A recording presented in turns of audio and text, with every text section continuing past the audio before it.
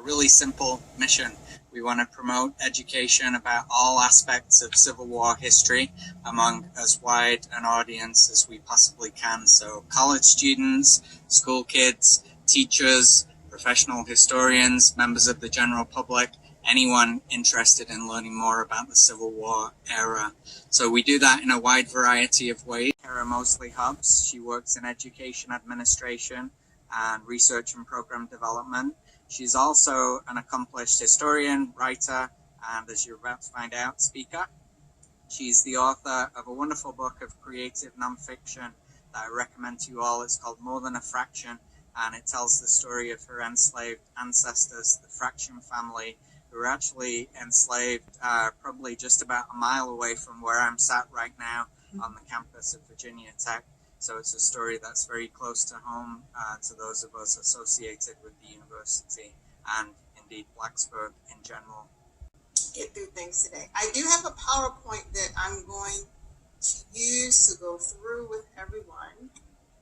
And I'm going to go through it. It's going to feel kind of quick because I want to give Dr. Wood-Newhall her time, then give you guys plenty of time for questions and hoping that you have some. Because the timing is going to depend on what kind of records you're looking at. So when you're talking about the 1860s and before, you're really looking at things that could make you uncomfortable, like property records when it comes to enslaved individuals.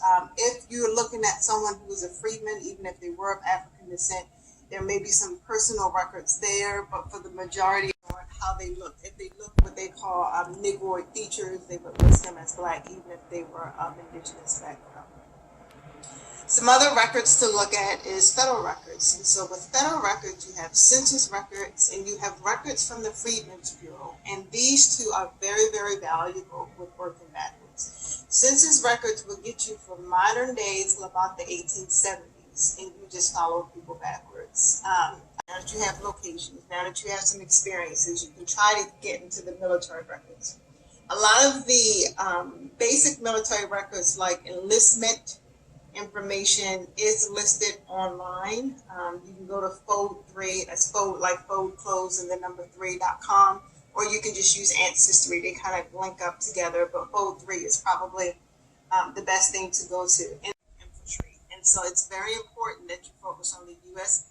colored infantry, because that's where African American and formerly enslaved individuals would have served in the U.S. colored infantry.